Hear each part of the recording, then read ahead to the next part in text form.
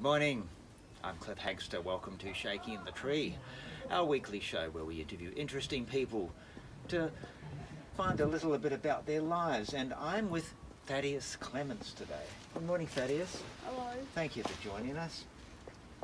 Thatias is a primary school teacher, and he teaches a number of subjects, but you teach magic, I understand, and you teach ethics. Mm-hmm. How did you get into primary school teaching? I really don't know. You would study, of course. Yet. I started university at the young age of 19.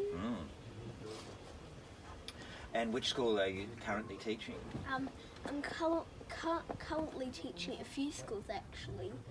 I'm teaching at Norburn Public School. Norburn, that's just out of Sydney, isn't it? In the country? Yeah, I'm teaching at Bowen Public School and also at Wilson Public School. Right. Now, it's not very usual that primary school students learn about magic at this age, but why magic? It's just a great thing to learn. I think everyone should know at least a tiny bit of magic in life. Yes, yes. Why don't you learn it early in life? Of course. And when you first are introduced to a new class at the start of the year, how did the children react when you said, right, kids, you're going to learn magic? They get really excited. Yeah? Like, they'd love it. And what sort of, I suppose, tricks or sleight of hands do you use? I always love teaching them the traditional card tricks. Yes. Yeah, the hat ones, and also the disappearing object. What sort of benefit do very young children get from learning magic, do you think? Or that could make them a living. Like one time I actually taught at a high school one time, and actually it was just before there were some students that were going to graduate it, and then they actually started studying magic, and now they're actually a bit of a famous musician. Not musician, a magician. Magician, wow. You also teach ethics. Mm-hmm. What are the biggest challenges when teaching ethics to primary school kids? And I mean, how do you explain what ethics actually is? It's quite hard. I normally just use if you drop a coin, you don't just, if you find the coin on the ground in your house, you just don't pick it up and take it. You ask the other people living in the house if it's theirs. Yes, yes, sort of basic sort of honesty. Mm-hmm. And what other ethical subjects, what other parts of ethics do you teach? Sometimes we read stories and we talk about how the characters are feeling. How each person is feeling. Yeah. Okay. What's an example of a story that you might Or go through? sometimes I read a BFG. Yep. And they talk about sometimes what the characters are feeling. Yes. Sometimes. Yeah. And how do the children react to that? Do they? I like that. Yeah. Are they able to identify feelings and emotions? Yeah, sometimes it's just a bit hard to get them to concentrate sometimes. Because I normally teach them at the end of the day, and that's when they're tired. What do you do to help them concentrate?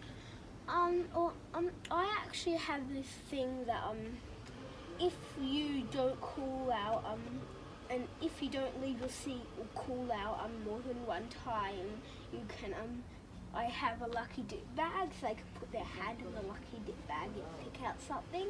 Right. So there's a mix of lollies and items and stuff. One time I even put an iPhone in there. Wow. And the person who got that was so excited. I bet. Now, I know with every teacher has issues in class where children might get a bit restless or a bit problematic.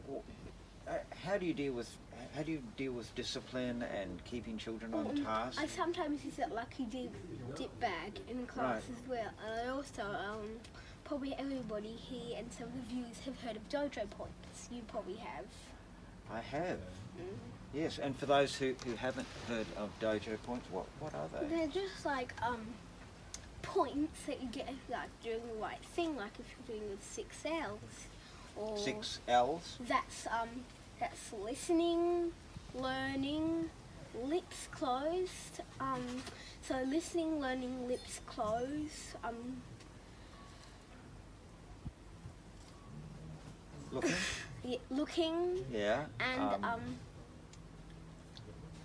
Hmm. thinking. Yeah. So that, oh yeah, and then Okay, there's just- a few more. Alright. And we have JoJo awards. Like if you get like 100 dojos, you like make a ice block. Right. So you doing magic and ethics. Do you have a production at the end of the year or anything like that? Well, sometimes with the magic group, we do a mix between like in-school activities and like OSH activities, like out-of-school hours. Yes. Okay.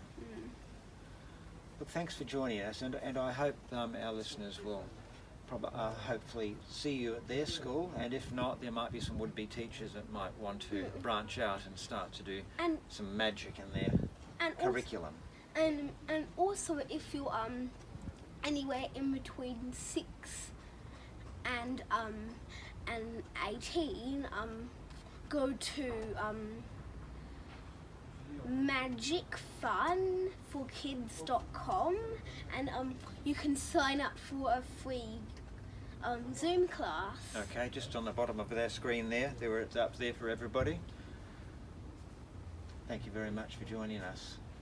Bye. Goodbye. That's Shaking the Tree for another week. See you next week.